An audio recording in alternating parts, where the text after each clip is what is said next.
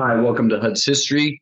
This video focuses on these guys back here, the bad guys. They are the dictators that'll come about in the early 20th century after World War I, and they're going to be part of the problem of why we get to World War II.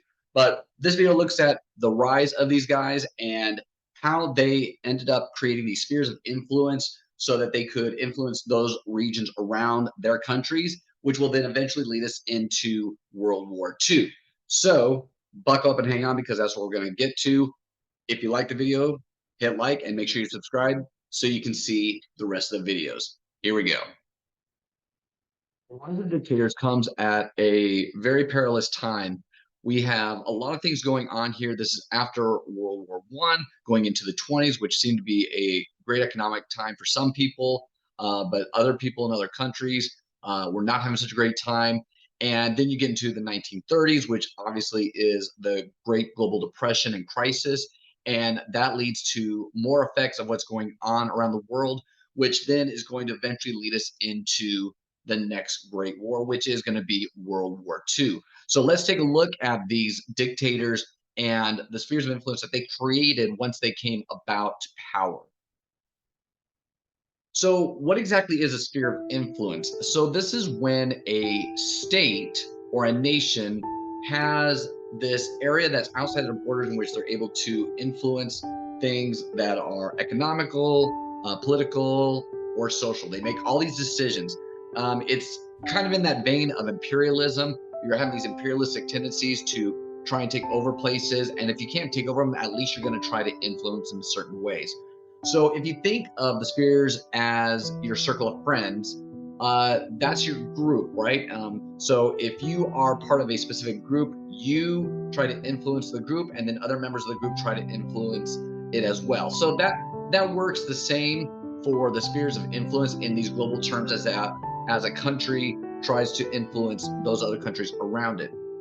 During the rise of the dictators here in the early 20th century, these leaders that come to power, they're going to try and influence the nations around them because they want economic gain, they want political gain, but most of all, they want to exert their power that they have over others.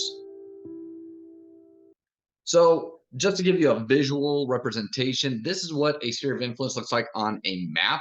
All the way up to the 20th century, Britain had been one of the largest influencers around the world.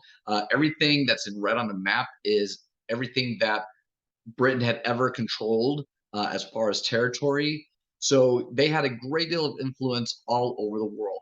And as you get into the 20th century and you have the rise of better technologies and militaries, you're going to see the same thing happening in other places.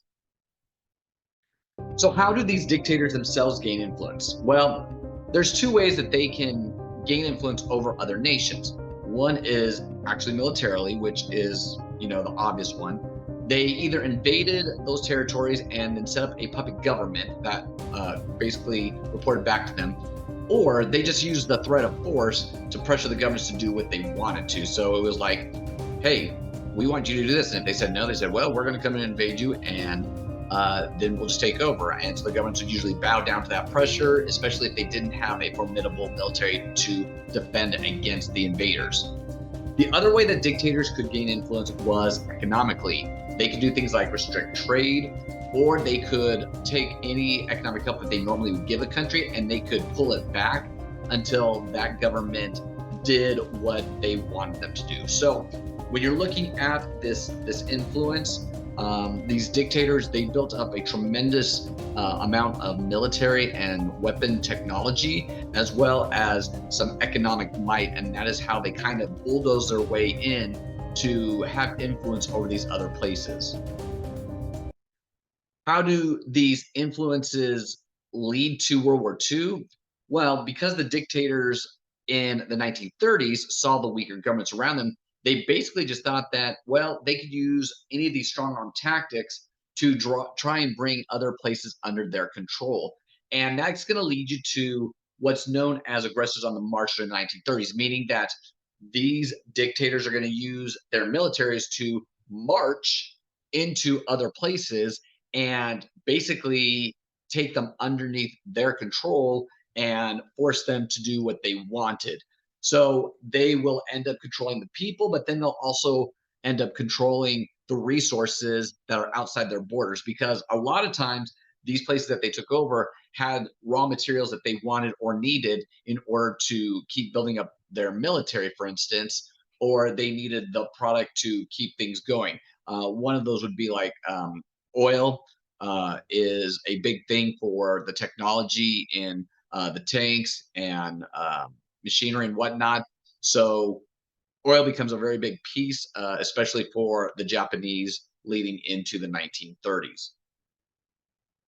So, who are these different leaders? We know that these leaders have become very infamous because of the horrible things that they did. You have obviously Adolf Hitler in Germany. You have Benito Mussolini. He's going to be in Italy. We know that Joseph Stalin is in the Soviet Union. They were all dictators that are going to come about in Europe. You also have in Asia, you have Hideki Tojo. He is the prime minister, and he's also a general of the military. And the prime minister in Japan actually has power behind the emperor. The emperor is more that figurehead, just kind of like how the shogun used to be the real power behind the emperor in the old Japanese dynasties. So Japan is going to try and influence the region around the Pacific where the Japanese islands are. So let's start with Mussolini. All right. Italy in World War One, remember they were part of the Central Powers, but then they flipped sides because they realized that they didn't want to be on the losing side. And they're kind of this power when you have the Paris Peace Conference in which they debate that Treaty of Versailles. But one of the problems in the Treaty of Versailles is that Italy didn't get a whole lot of land. Remember, there was a swapping of colonies where the losing countries, they had to give up some of their overseas territories to those who won. And Italy was one that wanted more territory. And unfortunately, they don't get a lot of territory. And that creates a lot of bitterness and resentment in Italy because they felt like they kind of got shafted in this whole Treaty of Versailles deal. Because of that, there is frustration with the people in Italy towards their government. And what they do is they start to put forward people that they want to lead. This allows Benito Mussolini to rise up, and he and his allies will take control of the Italian parliament, which is the government in Italy. Mussolini becomes the dictator. He seizes the moment and starts to control all parts of the government. And then he starts forcing his propaganda of his political ideology throughout Italy. This would be fascism. This is looking at the state controlling things, and everything is for the state. So that's where you get that fascism for. He's the one who coined the term fascism itself. And when that happens, he starts to build up a military. He starts to use all the resources to have a strong economy. And then he starts to look at what the Treaty of Versailles actually did, and realizing the faults that came about because of World War One, and he decides he's going to basically get revenge for those types of things. So in 1935, he decides to invade Abyssinia, which is actually Ethiopia, and they had tried to do it in World War One, but they were defeated soundly by the Ethiopians. This time, he launches an attack from the Italian colony of Somaliland and Eritrea, which you can see on the map. They're right next to Abyssinia, which is Ethiopia. And this was in defiance of the League of Nations, which had put out a mandate saying you can't do that. But basically, Italy says, okay, well, then we're not going to listen to you. And they do it anyway. Then Mussolini decides to form an alliance with Hitler in 1936. This becomes known as the Rome-Berlin Axis. With an alliance on his side, he then decides to go in and invade Albania in 1939. So he is creating the sphere of influence in Southern Europe, where Italy is next to him, but also in Africa. He's trying to create a sphere of influence around the different colonies that Italy controls at this point. So that's Mussolini in Italy. He is one of the first uh, dictators that we see in the early 20th century who does something like this. Next, we have Hitler, and I know most people are familiar with Hitler, but let's kind of take a look at how he comes about and the sphere of influence that he does. So we know that after World War I, that the Weimar Republic government had taken control of Germany, and they were not very strong. We know that they had really horrible economic policy and that inflation ran rampant during the 1920s. And, in the 1930s with the global depression, it just made it even worse. And people in Germany were already bitter about what was going on because of the Treaty of Versailles. And the Germans were very hostile towards their own government, kind of like the Italians were. You start to see a rise of new parties, and one of these parties is known as the Nationalist Socialist German Workers' Party, or the Nazi Party. And they get elected into the German parliament. They have the largest amount of members. And when that happens, they're the ones who get asked to form the government. So Adolf Hitler, who's the head of this party, he gets asked to form a government by the chancellor at the time. His name is Paul von Hindenburg. The Hindenburg explosion? There you go, same name. Later, when Hindenburg actually dies in 1934, Hitler kind of sees this as a chance to kind of consolidate and take control. And he decides at that point to declare himself president. So he's president and chancellor of Germany. The Nazi Party is then led by Hitler, and they decide to use these different tactics like fear and panic. And basically what that does is it forces the German people to rely on the government for safety, because the German government puts out there that these people are responsible for these things. So they start forcing divisions among their own people. So things like promoting a German pure blood ideology and blaming others for the problems, specifically the Jews, but also there's other groups, Slavs, that are in there that they want to basically get rid of. And so they do that, and with the fear and panic they put into the German society, this kind of gives Hitler more power, because the people start believing what he's saying because of his oratory speeches, and they let him do it. So he starts to outlaw things like opposing parties. He puts down any resistance to his government, and he starts instilling this fear of Jews in his society, which becomes anti-Semitism. And that's going to lead to a whole bunch of other things that we know is going to come about during World War II. Now, as Hitler takes power, he decides that he's going to basically ignore everything that was going on with the Treaty of Versailles. Remember, the Germans were not allowed to be part of the discussion. So he just kind of goes, I'm going to do what I want. In 1936, he remilitarizes the part of Germany, which was supposed to be a border buffer zone between Germany and France. It's known as the Rhineland.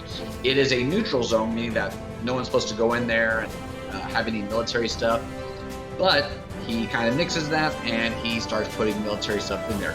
He also starts to build up the military with an air force and a navy, which had been banned under the Treaty of Versailles. So obviously Hitler does not really care about anything that's going on with the treaty. In 1938, he decides that he's going to bring his homeland of Austria under German rule, which had been not allowed under the Treaty of Versailles. There was not supposed to be an Anschluss again, and they do it anyway. Then in 1938, he decides to go and annex the territory of Sudetenland from Czechoslovakia. And he did it because he said that those people in the Sudetenland had a German heritage, that they were supposed to be part of the German Empire. Now, there were leaders in Europe who saw what was going on, and they were getting kind of worried, because they're like, well, we don't want tensions to rise. We don't want a whole other conflict like we have with this last war. So they kind of appease Hitler, where they're just like, okay, if we just give in to this part, he's not going to take anymore, because Hitler made this condition, like, I just want this part because they're German. So these European leaders, they let him just take the land. They appease him, this idea of appeasement, which is not good, and he takes it. Well, because they didn't stop him, he decides in 1939 to take the rest of Czechoslovakia.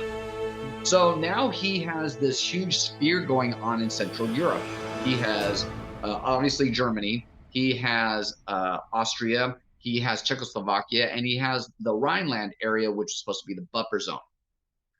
These spheres of influence allow Hitler to dominate this region of Europe, and he starts forcing this Nazi ideology onto the people of those places. So that's where you're going to get more anti-Semitism. You're going to see discrimination against people who are not of German pure blood, people who have disabilities, mental and physical, things of that nature. So you're going to see a lot of tension coming about in these European nations because people are starting to freak out that, oh my gosh, we have this military of Germany marching into these other places and taking over land that they weren't supposed to have after the treaty. The next person we see is Stalin. And Stalin, he was kind of an unlikely leader to come about in the Soviet Union. We know that Vladimir Lenin had basically kind of helped lead the Russian Revolution and overthrow the Tsar in 1917. And he, along with a new Soviet-type government, they tried to promote these values of what he thought was a good Marxist idea for the people of the Soviet Union. But he dies in 1924, and the Soviet government kind of becomes chaotic and it's in disarray. And it's not until Joseph Stalin kind of comes up out of like the shadows and takes control of the Politburo. Now, Politburo is basically like their parliament or Congress, whatever you want to call it. It is the party group that leads. It is the Communist Party, and that's their central organization. He rises and becomes the dictator and kind of throws to the side Lenin's right-hand man, who was Leon Trotsky. And there's this whole fascinating thing about how he literally erases Trotsky from pictures and the history books. And the way he does it, you can go look up videos on Stalin erasing Trotsky, and it's crazy. It's like using, your phone technology now where you can like erase things out of pictures that you take. But anyway, Stalin abandons the ideas that Lenin had because he feels that he wasn't doing a good job with that. He tries to establish the Soviet Union as a new industrial power. He knows that the Soviet Union had fallen behind the rest of Western Europe as well as the United States because of World War I and the industry that had come about because of war. And so he decides to try and change that. He tries to make a lot of urban areas now in the Soviet Union. But in order to do that, he's going to have to feed them. So what he does is he starts to force the peasants to work on farmlands. And he eliminates the private land ownership piece and says, we're going to redistribute this. All you workers, you peasants, are going to work on these farmlands, and then that food's going to come into the urban areas. A lot of farmers resisted this. They didn't like that, and they didn't have a whole lot of power. So the only thing they could do was actually burn their crops so they couldn't use, and then they would kill their livestock. The other thing that they would do is, because they felt that Joseph Stalin cared more about the people living in urban centers because of industry than they did about actual farmers, a lot of the farmers moved to the cities, which left less farmers in order to do the crop rotations to have the food needed for the Soviet Union. So Stalin's going to do that, and he's going to start to use his power to create some secret alliances, especially with Hitler. And he's going to try and exert some influence over the eastern part of Europe, which will eventually become part of the Soviet bloc after World War II. So we see a lot of different dynamics happening here in Europe with Mussolini, with Hitler, and with Stalin. Now, that's not the only thing that's going on, right? We have those specific people, and I know a lot of times those are the ones that get focused on within history, but you also have what's going on in Asia, because you have Hideki Tojo, and because he's the Prime Minister of Japan, he is very big on a military might as Japan has been building up. Japan had been part of the Allied forces in World War I themselves, but they weren't as big as you think. And even though they were at the Treaty of Versailles as well, the Paris Peace Conference, they didn't get as much land as they wanted either when those overseas territories were being divvied up. Because of that, Japan felt like they got the short end of the stick there as well. And so Tojo decides to use his military and the imperialistic ambitions that he had as basically the power behind the throne to create a sphere of influence for Japan in the Pacific. So in 1931, they decided to invade Manchuria in northern China. Now, there's this whole debate on what happened, and there had been some attack, but it's not true. So they kind of made up a whole idea of why they need to go there and invade. But they go into northern China, and you got to understand, China at this point had been going through a civil war, and that's a whole other video. But China had been going through a whole civil war. So they had two sides that were fighting, who were going to end up having to come together and unite in order to fight against the Japanese who are invading their homeland. Because of this invasion into northern China, into Manchuria, the League of Nations offers condemnation and says you need to halt immediately, you need to remove your military forces from Manchuria. Japan says no. They just basically ignore it, and they decide, you know what, we're just going to withdraw from the League of Nations. We don't have to abide by any of their decisions at that point anyway.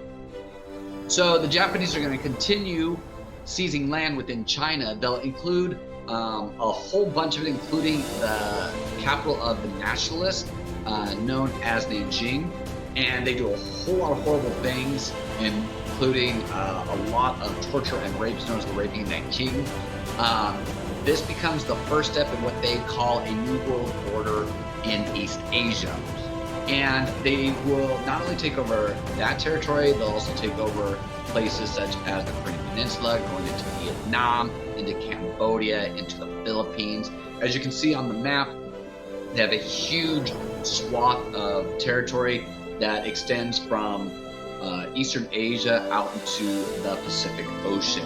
And when they do this, it's going to lead to sanctions by a bunch of governments, including the U.S. And most notably, the U.S. had provided a lot of oil to Japan because they couldn't produce oil on their islands. They didn't have a lot.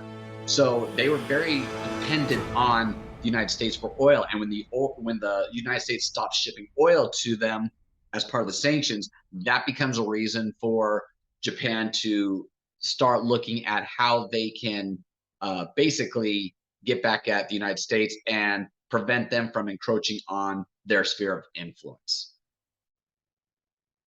So the result of these different spheres is that these dictators who rise up, they're going to take control of their nations, and they're going to start to gain land and resources outside of their borders, and they're going to start spreading their own ideals, their ideology, their hatred, discrimination, whatnot. As the spheres grow, that is going to create tension among the international community because they see what's going on. And even though nobody wants to go back into conflict, they realize there is a possibility that if they don't stop it, that is going to end up in another global conflict. And it's going to become more elevated to the point where you're going to get the alliances forming again, like they did in World War One. This time, you're going to get a more extreme version of alliance systems because you're going to get what's known as the Axis powers of Germany, Italy, and Japan. You already had Rome and Berlin, which the Rome-Berlin Axis, but then you join Japan in it, and you have Asia and Europe, who are the two regions of which the Axis powers are trying to dominate and have their sphere of influence. All these actions are going to lead us once again into a global conflict, but this time it's not going to be just located in one place. It's not just going to be Europe. Now it's going to be a full-blown fight around the world, including Europe, in Northern Africa and the Middle East, as well as in Asia and the Pacific Islands. You have a lot of water battles that'll happen. The navies are going to come into play. A lot of Air Force fighting with airplanes because they become more advanced since World War One. It is going to be crazy. And I know a lot of people know more about World War II because it is more prominent because of things that happen. Um, but it's still conflict. And this is how you start getting to that conflict because of these guys and what they did. As these dictators become more emboldened, they're going to build their militaries even more. And when you finally have the last straw by this guy in September of 1939, that's when we're going to see all out war happening. So this has been the rise of the dictators, and you can see their spheres of influence and what happened as they took over more and more territory in the 1930s. So hope you like that. Hope you like the rise of dictators, and hope you enjoyed this video. So make sure you hit like and you subscribe so you can see the other videos. Here is your social tip for the day. Be humble. Understand that you have a lot to give to the world, but not everybody is an expert on everything. And sometimes we get to the point where we think that we are the fastest, the biggest, the most athletic, the smartest, whatever. And we don't always realize that sometimes it sounds like we're bragging too much. Be humble because sometimes there's another person out there that can kind of shut you down, and you want to acknowledge that there are people who have better skills in some areas than you might, but be proud of who you are and proud of your strengths, but don't rub it in anybody's face because you don't like that being done to you. So just be kind to each other, and until next time, I'll see you later. This has been HUD's History.